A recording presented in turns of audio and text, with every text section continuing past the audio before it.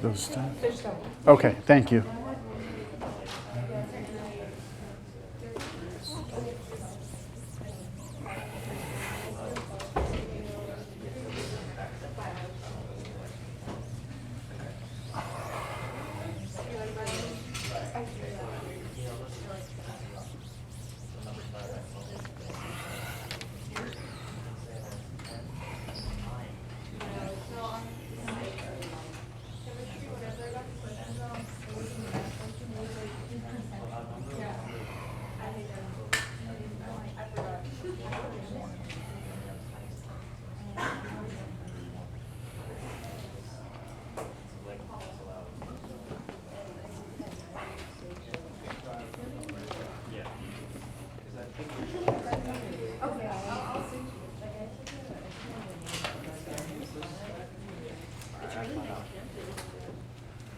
All right, thank you.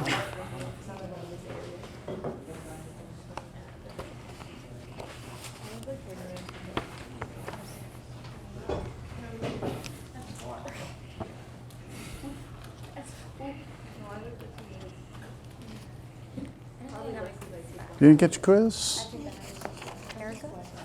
Is that you right there? Thank you. Do you have any relatives named Nadia? Nadia? Yeah, Nadia? No. It's a unique last name. Yeah. Yeah, okay. All right, are we ready? So I passed the quizzes back. If you didn't get yours, just get it at the end of class.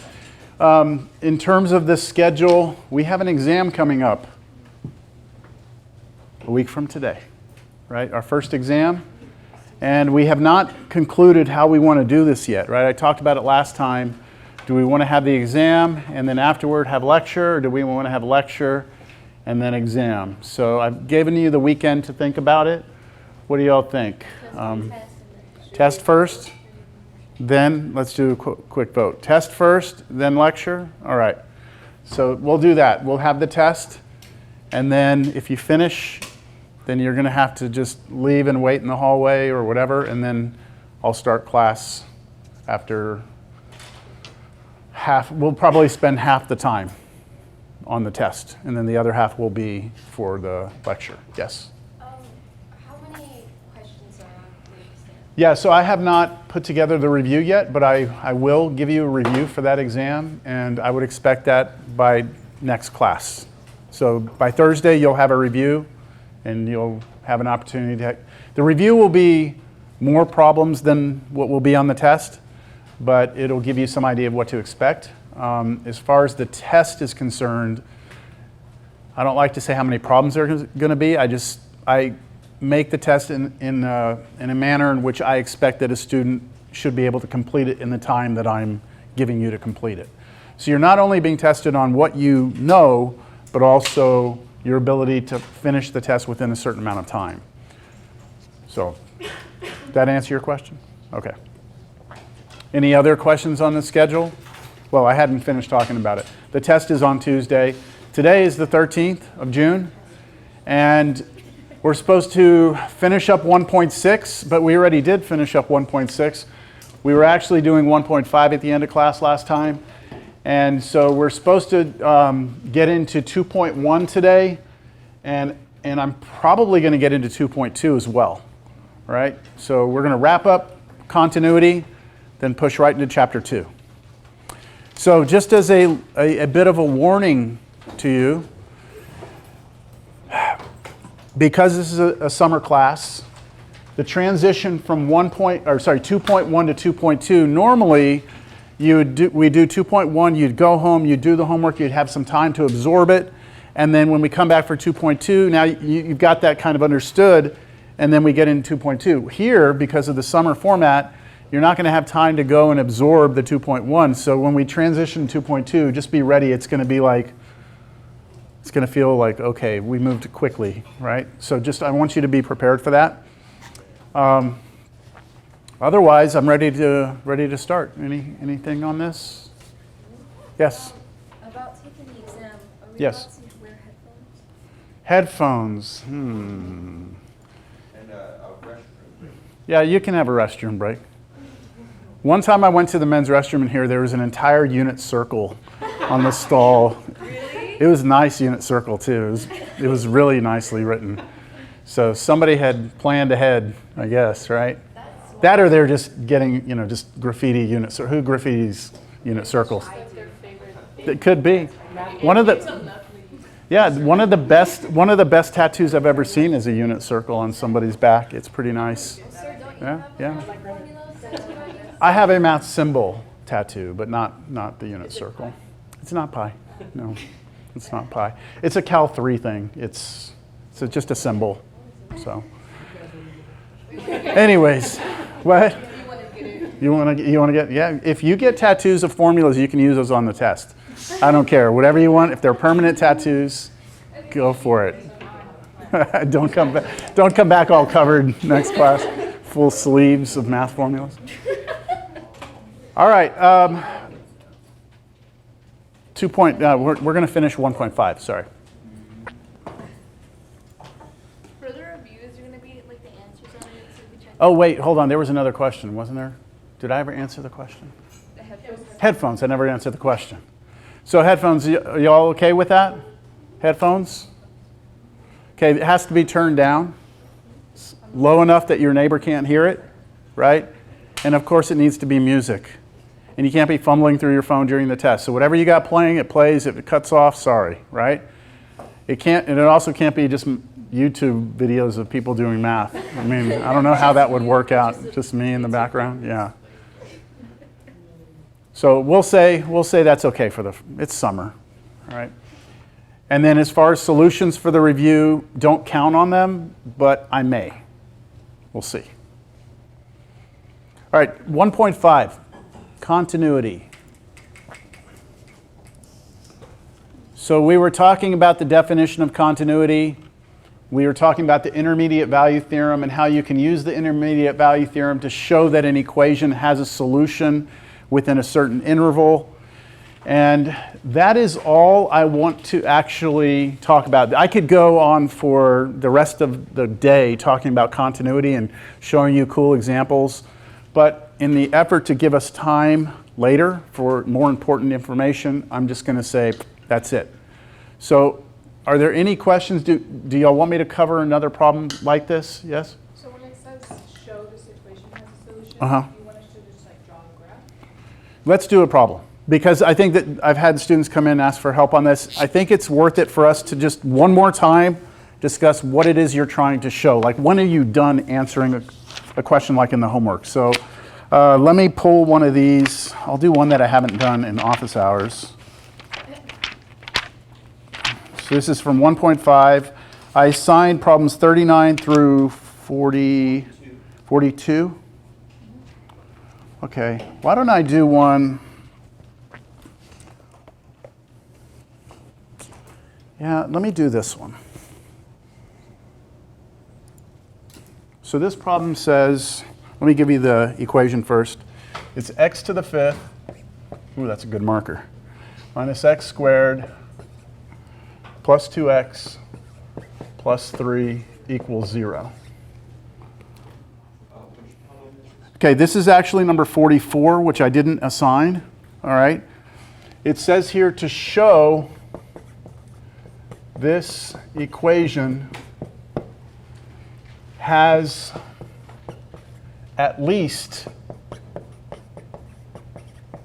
one real meaning it's a real number, solution. And that's pretty much all it gives you.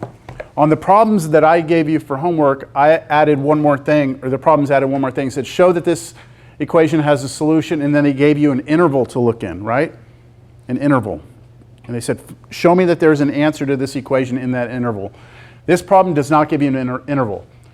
So I have to somehow prove to you that there's some x that I could plug in here that would make this true, right? And the problem does not ask for me to actually find that value of x, just to prove to you that there is an x that makes it true. So the way I'm going to do this is you move, whatever equation you have, you move everything to one side, and you call the left-hand side of this some function. I call f of x because that's what we like to use for functions. And so that if I do that, then really this is asking me to show that that has a solution, right? To show that f of x somehow equals 0 somewhere. But graphically, that means trying to find the x-intercept. Show me that there's an x-intercept for that function. So this means show f has at least one x-intercept.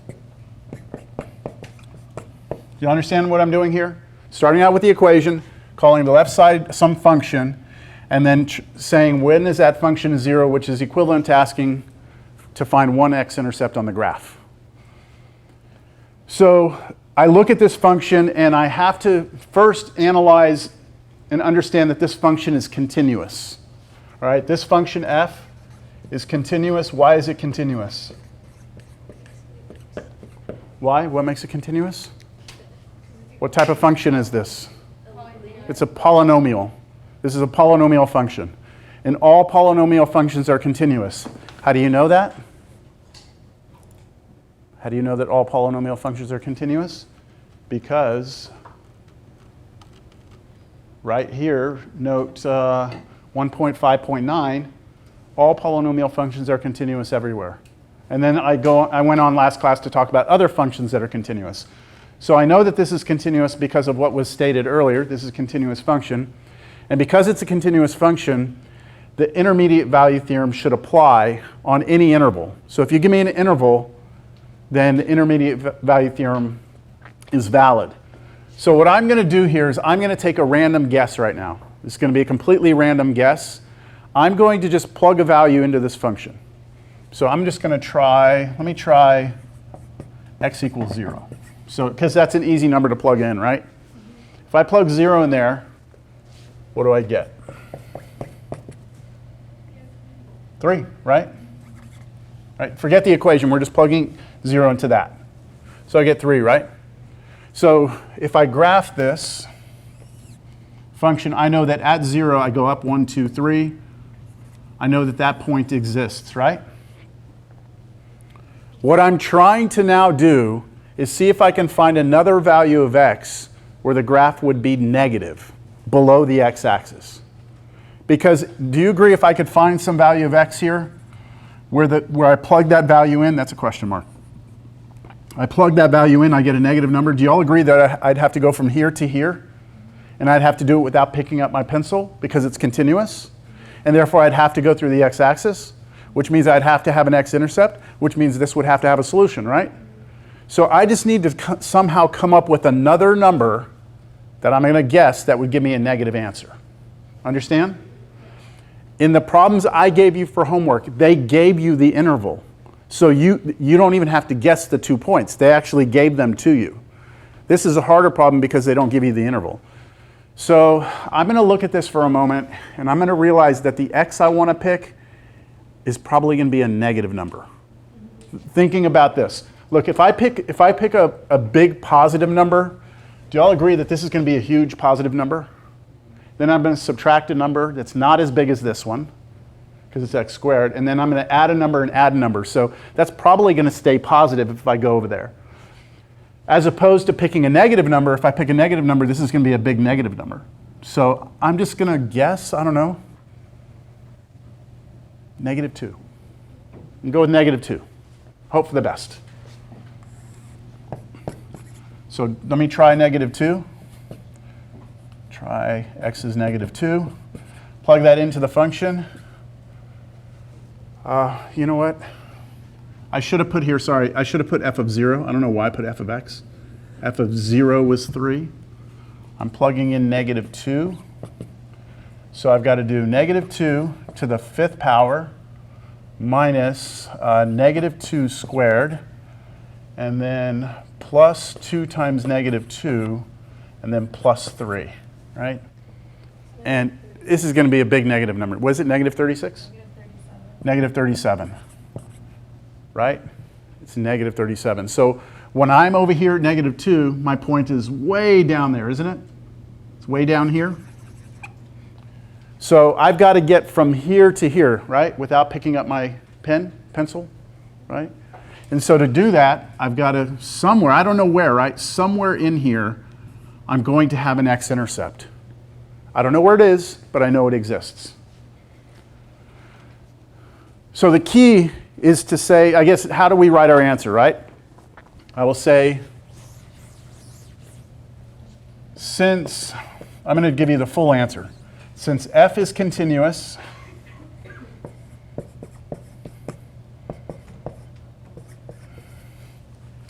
and f of -2 equals -37, so in other words, and since f of -2 is a negative number, and since f of 0 was 3, which is positive, right? If you go from a negative to a positive, then you must go through 0. So since f is continuous, and at -2 we're negative, and at 0 we're positive, there must be a number in the interval -2, 0. Somewhere between -2 and 0, somewhere between here and here, there must be a number such that f of x must equal 0. And I'm done. Y'all understand that? It's a logical, like, deduction. It's not, this is not the type of math where you like grind something out, you just get an answer and put the box around the answer. Your answer is a statement based upon all the information that you're given. Does that help? Any other questions on that? Yes? No, it doesn't have. Yeah, you just get the point across, yeah. Make sure that you tell me that it's continuous, all right, because that you have to have continuity for this to work. And then make sure that you have what? What do we need here? This is the big thing we need. Negative to positive, or it could have gone what? Positive, negative. As long as there's a change in sign, if you go from positive to negative, you have to go through 0. If you go from negative to positive, you have to go through 0. So that's an important thing to state, and then just draw your conclusion. Would this have worked if I picked -3 instead? Yeah. Probably, right? And then I would just say, I know there's an answer between -3 and 0, right? So the points I picked were random. Well, there was some thought to them a little bit, but again, in the homework problems, in a problem on the test, I would give you the interval so that you don't have to actually think about what numbers to try. This just goes to show you that the way your computer works, or the calculator works, if you solve an equation, you're trying to solve the equation, it doesn't have an interval, so what it does is it guesses. And then it just keeps guessing until it gets a change in sign. On a test, Mm-hmm. you give us like an equation that's not continuous. And No, I wouldn't give you something not continuous and then ask you to do that. Yeah. I don't, my tests are not like, I don't try and trick you. Like, I keep it within the context of what's on your homework, what I do in class, and I don't try and confuse you. All right, chapter 2. All right, let's get into chapter 2. So chapter 2, we're going to do 2.1 first, but the name of chapter 2 is called derivatives.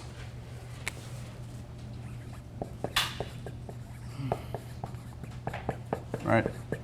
Sorry, my notes don't have that, so I'm just going to put it on the board. Chapter 2 is called derivatives. Chapter 1 was called limits, right?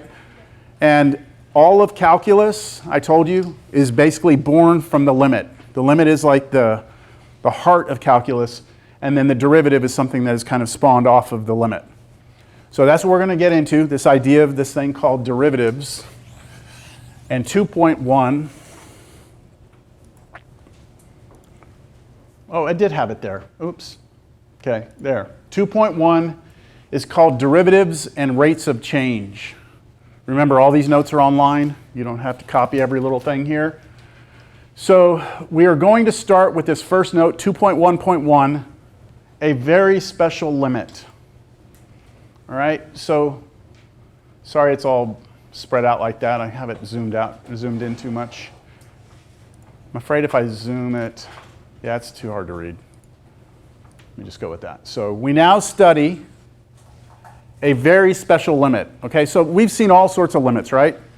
But now we're going to do one particular limit, one very special one that will help us find that tangent line. So I started this class talking about this fundamental problem of trying to find a tangent line to a curve. And to do it, we're going to have to define this very special limit, which later on we'll call the derivative. For now, I just want you to understand that we are going to be using a limit to try and solve something geometrically. So we already talked about tangent lines, right? The idea of a tangent line actually comes from a circle. If you take a circle and you take 2 points on that circle, any 2 points connected by a straight line, that line is called a secant line. It only becomes a tangent line when you move the second point on top of the first point, and then you get, boom, this thing called the tangent line. And on a circle, this tangent line has a very nice property. And this is for a circle, not for arbitrary functions. If you go from the center of the circle out to that tangent line, this creates a right angle. So the radius line connecting the center to that point, that 90 degree, that has to be 90 degrees for that to be a tangent line. That's our classic definition of a tangent line, but it requires that we're on a circle, right? That's not what we're interested in here. Okay, we're not interested in circles because, look, a circle isn't even a function, is it? Right? Fails a vertical line test. So what we're interested in is this idea. If I take an arbitrary curve like this, is this a function? Yeah, passes the vertical line test. Can I do the same sort of idea? Can I take a second point on that curve, draw a line between the two, we call that a secant line, and take the blue point and drag it closer and closer to the black point, just like we did on the circle, right? If I do that, this is secant line, secant line, secant line, secant line, and then when we get right on top of it, let me zoom in. When we get right on top of it, right, like that, then we get that magical tangent line. And so what we'd like to do is see if there's a way for us to easily find the slope of that tangent line. Can we find it? That's the goal, all right? Geometrically, does it all make sense? Yes. Yeah? I mean, there's no magic here. It's a very geometric problem. Move that point on top of the other one. All right, so this is me just summarizing what I just said. In order to do this, we have to start with some point on the curve. That's the black point, okay? This black point, we could refer to it kind of like an anchor point. That point's never moving, all right? We start with that point. Then we select another point on the curve, different from the one we just picked. That's the blue one, right? Then we will draw a line connecting those two. That's the blue line connecting the two. And then we will slowly move the second point closer and closer to the first one. So we drag that one over, gets closer and closer. And then when the 2 points are on top of one another, we get the tangent line, right? Now, this is a review. Do you remember on the first day I said there are certain things you need to know how to do to start this class? If I give you 2 points, can you find the slope of the line? If I give you 2 points, can you find the equation of the line? Yes, I went through it. I'm going to put those on the board over here on the side, remembering that if we're given 2 points, x1, y1, and x2, y2, right? If we're given 2 points, we know that the slope of the line between those is y2 minus y1 over x2 minus x1, right? That's our slope formula. And then the equation of the line connecting those 2 points is given by this formula. Oops, messed that up. Y minus y1 equals m times x minus x1. If you take notes in here, that should be in your notes from our first day of class, right? All right, so we are going to need those to keep developing this. So I'm not going to go through that because that's just basically me doing the same thing. So now, let's go back to this idea where we're going to pick a point, okay? See that point right there? That's our anchor point. We're going to call that, instead of calling that point x1, y1, what I'm going to do is I'm going to give you the x-coordinate. I'm going to tell you that the x-coordinate here is a, okay? If I tell you that x-coordinate is a, then do you agree that the y-coordinate, how high that point is off the ground, should be the value of the function at a, f of a, whatever the function is. I don't know what the function is. This is an arbitrary function. So the coordinates of this point x1, y1 are a, and then f of a is the height. Any questions there? Now I'm going to pick a second point, right? That's my next task. Pick a second point somewhere else. So here's my second point, and I'm going to call that point not a. I don't want to use a again, so I'm going to call that one x. Okay, so that's x. So the x-coordinate is x, and then the y-coordinate is the function's value at x. So we have 2 ordered pairs here, right? We have this ordered pair, and we have this ordered pair. Now we draw a line. How's it going? Good, good. I don't know. You can move that table. There's seats here. Whatever you want. Okay. So now we draw a line between them, right? We draw a line between them. And now we want to figure out the slope, right? So y'all help me do the slope over here. The slope of this secant line, I'm going to subscript it with an SEC because those 2 points are distinct from one another. The slope will be this formula here, right? Which for us is, what's y2 for us? F of x minus what's y1? F of a. And then over x minus a. There it is, right? That formula, y2 minus y1, so this minus this, over this minus this, is the slope of that line. Agreed? Okay. And this is arbitrary, right? This is for any function. So this is the formula I just put on the board there. All right. Now, what's the equation of this line? See, this is the slope of the line, right? But what's the equation of it? Well, the equation is this, right? So I'm going to go y minus, what's y1 for us? F of a, right? F of a equals, okay, what's the slope of this line? Well, all of that shit, right? I mean, it's a big ugly thing, right? I mean, but that's what it is, right? So that's going to go right here.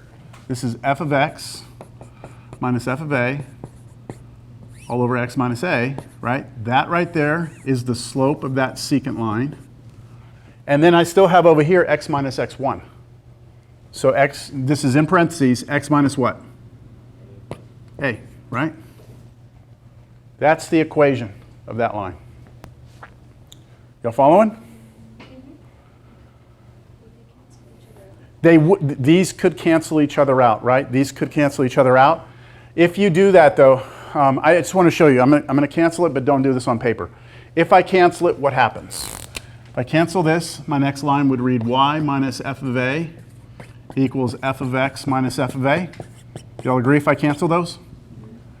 And then do you see these both have minus f of a, so I could add f of a on both sides, which would cancel them out? And what would you have written here at the very end? Y equals f of x. Well, is y the value of the function? Yes, right? I mean, that's the definition of f of x. That's what the y-coordinate is.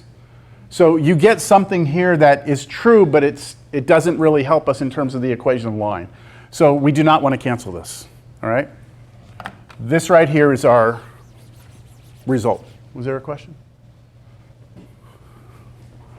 Okay, so let me put that up here as well. There we go. All right, so again, what we've got here is that if you give me any function, right? This works for any function. give me any function, give me a starting point, A, and then give me a second point, X. That this gives you the slope of the line through those 2 points, and this gives you the equation of the line through those 2 points. All you have to do now is give me the actual points. Understand? But that's all secant, right? That's all the secant. What do we want? The tangent. So what do we have to do to get the tangent? Move that point over here, right? Okay. So how are we going to do that? Let's see here. Okay, that's me restating those two formulas that are on the board. There they are again. But now, how do we obtain the tangent line from this secant line? How do we actually obtain that? Well, we've got to take it, first point, second point, draw the line, and this is the important part, right? What are we doing? Dragging that point over here, right? Yep. Now, look at what that means. This is now it's time for calculus. This is where calculus comes in. Everything up to this point is algebra. There's nothing that you didn't see in algebra. This point is x, right? That's the x coordinate, that's x. And this x coordinate here was a, right? If I say move that blue point over here to the black point, really what I'm telling you is to take this x and let it go where? To a, right? Let x go to a. Like, how close do you want the x to go to a? Like, as close as you can get, right? But can I actually put it on top of the other one? No, because what happens if you put it on top? We talked about this first day. What's your rise? What's your rise? 0. What's your run? 0. You get 0 over 0, right? But we don't know how to do 0 over 0, but if it's a limit, we can do 0 over 0, right? We can do algebra or some trick. So what we're going to do to actually define the tangent line is we are going to drag that over, right? Drag that over, try and put it on top and say, uh-oh, we have a problem, right? Can't put it on top. So instead, I will just get as close to A as possible without actually getting there, which means I have to bring the limit into this world, right? So this is me just saying that. If we do it, we drag it, we're going to get 0 over 0 if we put them on top of each other. But here's the workaround, right? Here's the workaround. We are going to bring in the limit, all right? So we had said here, I'll put it off camera, but it's in your notes. We've already stated that the slope of the secant line is f of x minus f of a over x minus a. If we want to define the slope of the tangent line, we move the 2 points, we move that second point on top of the other one, right? Without actually ever getting there, which means we're